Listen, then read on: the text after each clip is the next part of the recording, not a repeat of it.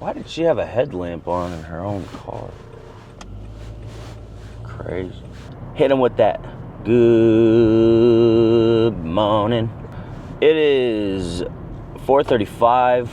I'm just now leaving my house. I've actually been in my car for about 5 minutes because I do a good amount of my morning routine in my car. And that morning routine consists of, first thing I do, I have my Bible on my dashboard, and I sit and I read my Bible. I read one chapter. Some days the chapter's short. Some days the chapter's long. And even when that chapter's long, the chapter always ends up being long on days when I need to hurry up and get somewhere. But you realize, an extra minute or two to read a long chapter has never, gotten me into any not bad business, but it's never gotten me in any type of trouble or something. Sorry, my camera's all messed up. It's never gotten me in any kind of trouble. And really, at the end of it, what that reminds me to do is, hey, let's be a little bit more responsible with our time, and let's make sure that, we prepare accordingly, so that way you don't have to worry about a long Bible verse, and, you leave on time. And it kind of presents itself in a bigger picture of be more prepared. Don't look at the long Bible verse as a reason to blame something for me not being on my P's and Q's. Today is Monday, so I've decided with my training program, what I'm gonna do is, because before basically I was on a bro split, push, pull, legs,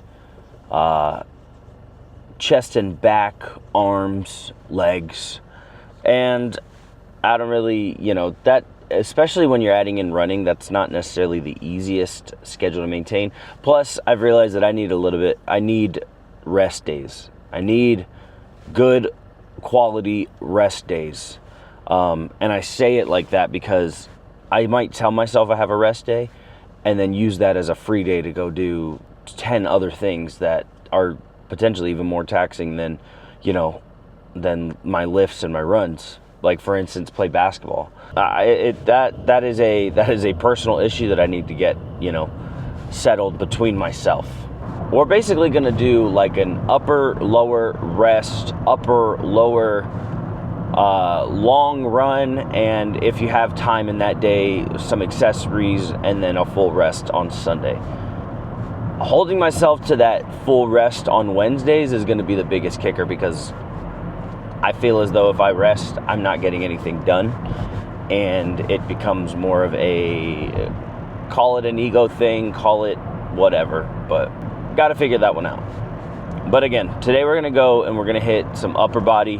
My trap got really pissed off last week, and it made it to where it was hard to turn my neck for a little bit, and now it's just, I wake up every morning and it's like super duper tight. I got to reach out to my PT and see if he could just needle it and loosen it up and, make this thing happy again, because it's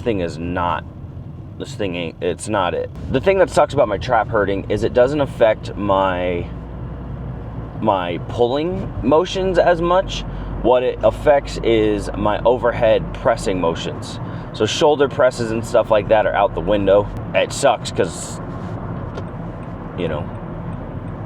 I like to shoulder press. At the very end, at the end of it, that's a great secondary movement when you're doing, push exercises, or you're looking for another push exercise. The overhead press is pretty, I won't say goated, but it's a good one.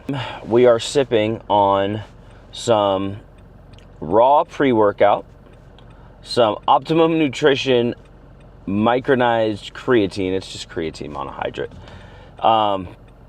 Some vitamin C, and I pre-mixed it at home with a mixer. And the reason why I use a hand mixer or a frother at home is because when I put the vitamin C in here, it builds up with that fizz. It builds up and next thing you know, I open this thing up and the whole thing sprays at me like you open up a brand new soda. So what I do is I use the hand mixer to pre-fizz that thing out and flatten it, so that way I can open up my drink. And you even kind of heard it there just a little bit, but I can open it up and it's not going to explode all over me. So we got this. And then if you saw in my last video, I take red spinach. I was always somebody that used to take pump powders, and then I realized that sometimes to an extent, pump powders would just do nothing but piss off my stomach. So what I do instead now is I use red spinach. And red spinach is more of a natural blood flow, we'll call it a blood flow agent. And it's I got it from Discount Nutrition. It's a Nova Farm red spinach. And I got a buddy that doesn't take any pre-workout or anything like that, but he swears by this stuff. So I've been using it. I mean, do I feel the same pumps as I do with, non-stim pre-workout? Maybe. When it comes to my accessories, I'll hit, certain accessory movements in the RP Renaissance periodization way. And if you know the way that is, you know that, with the fuller ranges of motion and the pauses, you feel like you're working harder, and that alone brings about more pump to me. Do I do that all the time? No, because I think RP is great. It's just not my style. We're on our way. We'll get there, get warmed up. It'll be about 4:50 by the time we get there, and yeah.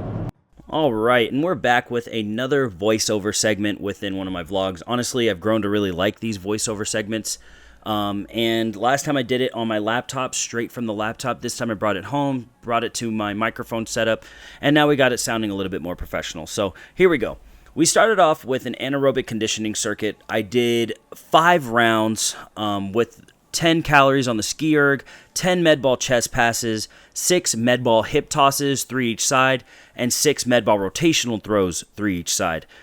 The ski erg is something that I haven't used a whole lot of. This is probably, in this video, my 4th or 5th time total ever using the ski erg, but I love it as a way to, add in some upper body conditioning, but also get the heart rate up, but also get you warmed up. There's so many different things that I could do with just incorporating the ski erg, and honestly, trying to get my conditioning up and trying to get back in shape along with the running, the ski erg definitely helps.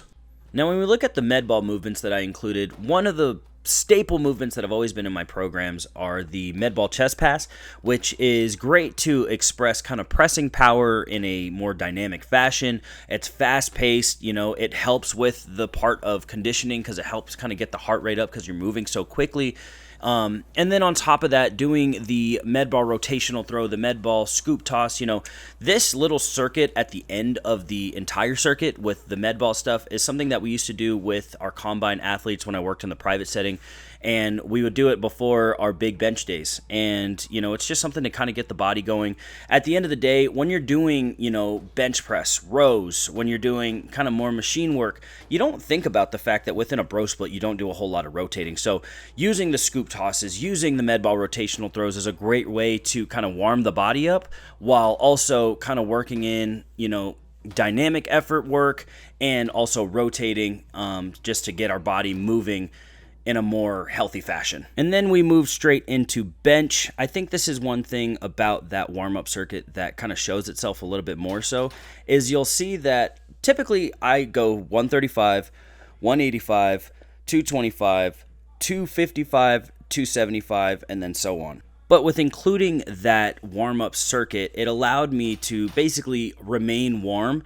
And honestly, my rep schemes would typically go 10, 8, 5, 3, 3, 3. And honestly, this was me working up to a heavy set of 3 today. So in a sense, doing that warm-up circuit allows for me to get to the weight that I want to get to without having to throw in a ton of extra volume at the beginning to get warm. Meaning I didn't have to do 135 for 10. I didn't have to do, 185 for 6 and 225 for 4 just to get warmed up so I can start hitting heavy triples. I went 135, 225 straight into my working set at 275. And in between each set, I did 15 reps with a chest supported reverse fly. I always like to incorporate something more on the posterior side when it comes to doing heavy bench days, and that's typically something that's a little bit more isolated, like a reverse fly or a band pull apart. What you're seeing here is me hit my second to last set at 315 for 3,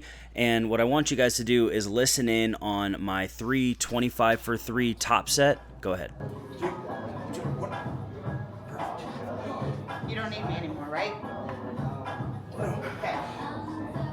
Luckily, I did have the spots on the side within the rack, but that's probably the second time that that's happened to me where somebody walked away after I asked them for a lift off. But that's one of the trainers at the gym that I go to. Her name's Mariella, and I'm just grateful that she was able to give me the lift off, because honestly, that 325 felt smoother than the 315, and I solely think that it becomes easier when you get that lift off. And she definitely helped a lot with just getting it off the rack, and it flew like an RP8 for the rest of those reps. And in true Tat Strength fashion, I went from a lying barbell press to a incline dumbbell press. Incline dumbbell bench press, I did 3 sets of 10, 10, and then the last set I actually failed at 6. I was able to do 85, 95 for 10, and then 95 for 6 on the last set. Within each set, I supersetted it with a dumbbell row, single arm dumbbell row, basically matching the weight that I used for the press. Now, I will say that I probably could have gone a little bit heavier. In watching my film on this, I don't like my form all the way. I think I started off really, really short when it came to these rows, and then grew to a larger range of motion. Like you see here at the very beginning, my elbow's not even crossing my spine, and then I slowly get it into like this swooping motion like I'm supposed to, and I think that, I should have done that the entire time. Now, I like throwing in these incline dumbbell bench presses because, one, what it does is I can still work on my strength.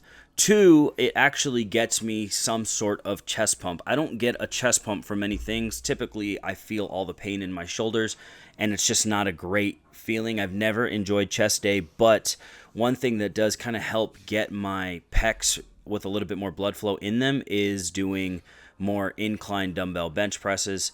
And I know there are a lot of bodybuilders that actually start off their chest day with an incline dumbbell bench press.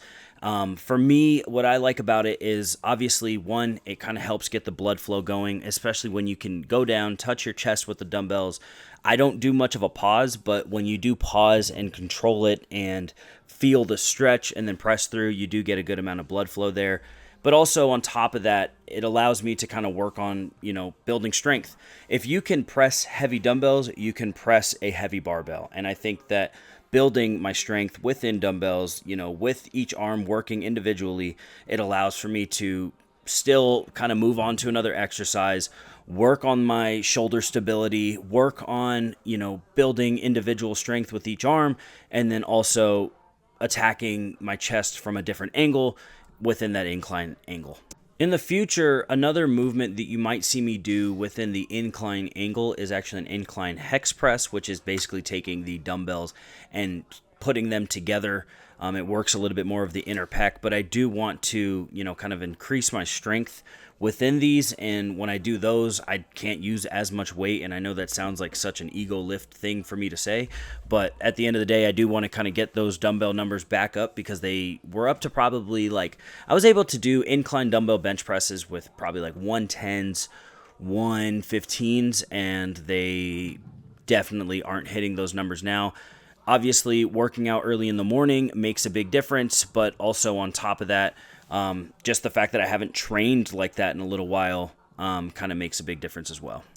I'm going to come out and say this straight up. These rowing reps suck. I'm really upset with myself watching these reps because it looks like I'm just gassed, exhausted, and just trying to get through it, and I'm not a big fan.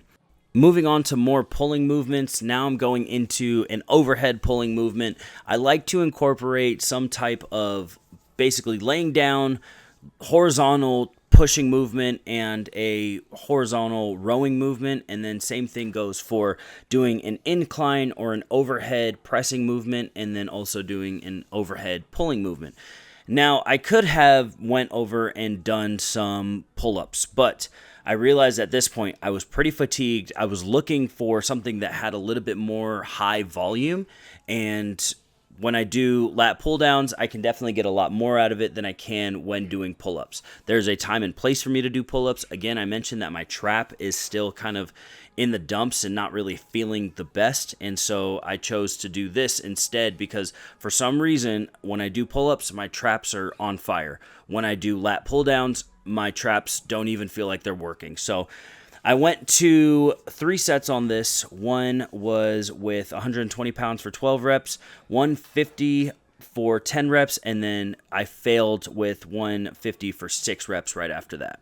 And at this point in the workout, I remember that, it was probably about 6. I wanted to get out of there by at least 6:10, and I was kind of running a little bit short on time, so I wanted to hurry up and kind of just crank out some chest accessories, and that was the cable fly. Now, I will say that the Free Motion cable machine is probably one of the only cable machines that will allow me to do a pec fly without feeling like my shoulders are going to explode. So what I did was I just did 60 pounds, 21 reps on the first set to failure, and then took about a minute rest and went ham on the next set, again 60 pounds with 13 reps. So just something to get a lot of blood flow in there. Honestly, my OCD told me that because I did a reverse fly, I needed to do a forward fly to end the workout just to make sure that everything matched up and was even, and that's kind of how I did it. All right, that was a good workout. I think it's always a good workout when I get into my car, I'm sweaty, and I just throw my hat to the side. That's like one of the best feelings, when you know you had a good one. I got a good sweat in. I really think starting off with that little power circuit at the beginning was really helpful. It took longer than I wanted it to take. I ended up talking to some dudes for like 10, 15 minutes and ended up really throwing off my time there, but got out of there maybe like 10, 15 minutes ago. And now I'm on my way to Dutch Bros. Grab some coffee for Sammy, because today Sammy starts some like insurance licensing class, and I don't really know what it's about, but I'm proud of her, and in being proud of her, I'm gonna get her just a nice little morning pick-me-up, a nice little morning, kudos and good job to you. Because if I'm being honest, everybody talks about their love language and stuff like that. Mine, I've learned, is gifts. And it's not just receiving gifts, but I show my love and my appreciation, my gratitude, my salute to people by buying them stuff. So I'm gonna get her a small little gesture and hopefully make her morning a little bit better and brighter, get her a little pumped up for the day. And after that, grab my stuff from home, head to work, and get on with the rest of it. Today is, like I said earlier, today's Monday. I think one of the biggest things is just to remember that, the world really tries to put a lot of stuff out there into the world. And what I mean by that is, people, the rest of the world looks at Mondays as, Monday, just a case of the Mondays. Mondays are always bad days, like stuff like that. And it's just like, when you walk into it with that type of attitude, yeah, it is. And I'll say I had my little Monday morning moments today. I think I came out to my car a total of like 5 or 6 times just to grab different things that I forgot that I needed, and I needed my pre-workout because I left it in here. I left my tripod in here. I left, lacrosse ball to roll out my back. There's so many things that, I could have just sat there and been like, oh man, what a case of the Mondays. This sucks. My schedule's all thrown off because I had to keep walking outside for, to grab a bunch of stuff. But at the end of the day, it's like, no, let me just remember to keep this stuff in my bag, or remember to grab this stuff next time I leave the car. So that way, I don't have to worry about, spending an extra 5-6 minutes coming out to the car and grabbing stuff over and over and over and over again, really messing up my flow. But even though I did that, it didn't mess up my flow at all. It felt great. Got a good pump today. Moved some weight because, at the end of the day, that's all that matters, right? Moving as much weight as possible. I'm just kidding. But to me, for the sake of today was, you know, kind of the day that I wanted to get back on track with pushing heavier weight, especially like, you know, benching heavy again, and working my way up to, hopefully, man, I can get up to 400 at some point in 2026. I need to touch 4 plates in 2026. That's going to be a goal that I'm going to put out here on the cameras. Touch 4 plates in 2026. Touch 4 plates in 2026. I'm going to touch 4 plates in 2026. Nitro cold brew, just the nitro ice medium. Got it. And then can I do a cold brew, not the nitro, with a soft top and peppermint sprinkles? And then 2 sausage, egg, and cheese breakfast sliders, please. The stopper on one of them? No, it's fine. Okay. Thank you. 2 straws? No, thank you. Okay, just waiting on the food. Okay, thank you. Awesome. Thank you, man. Have a great day.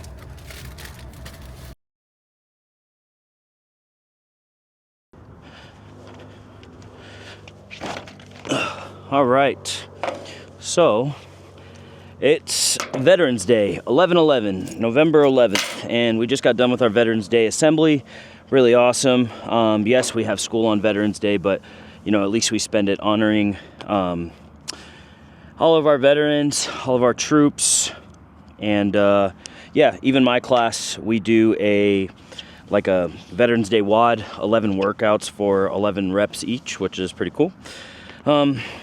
And yeah, so one of the cool things about my school is that when I don't have students, I can choose to really do whatever I want with my time, as long as I got all my stuff done, and half the time that includes working out. So we're gonna do that today. We are out here on the track, on the field, and in honor of today, we're gonna do 11 110s, meaning we're gonna go onto the turf. We're gonna run from end of the end zone to the opposing goal line. It's 110 yards. We're gonna run 11 of them. And then we'll go downstairs, take some pre-workout. And even though my legs will be pretty dead, we'll hit some legs and yeah, get ready for the rest of the day. I had some G1M Sport for some carbs and some carbs and electrolytes, so that'll be good. All right. Still got to wear this shirt the rest of the day. This is a grunt style shirt. It just says, in honor of today, I chose to get this one. This on the back, and then it says, remember everyone deployed.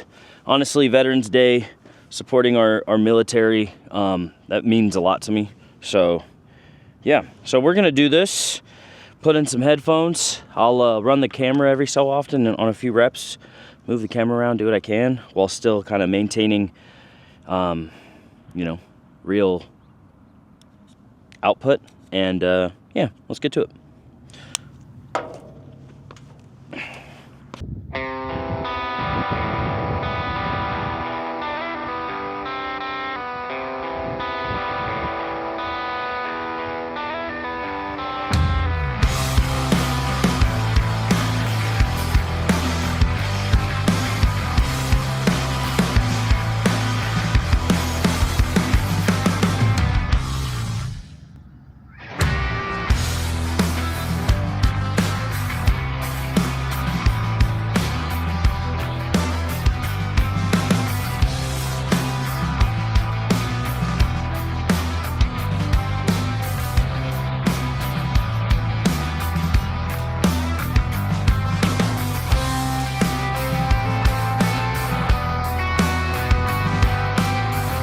My fastest time was 17.04 seconds.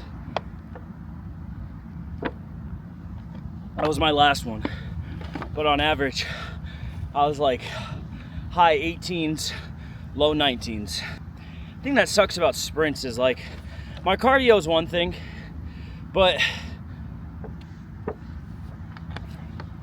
I'm just so big and I don't do these often, and I need to do them more. But especially when I'm doing them on flat ground, my legs are hurting, like my bones are hurting, and you know, I gotta do my own stuff to make sure that, you know, I fix myself in that. But golly, that sucks. The pain in my shins is just the only thing that holds me back. My shins, my ankles, all of it. I do want to start incorporating more hill runs just to kind of lessen the impact on my feet and my ankles and my shins. But yeah, all right, let's wrap it up here and go down to the weight room.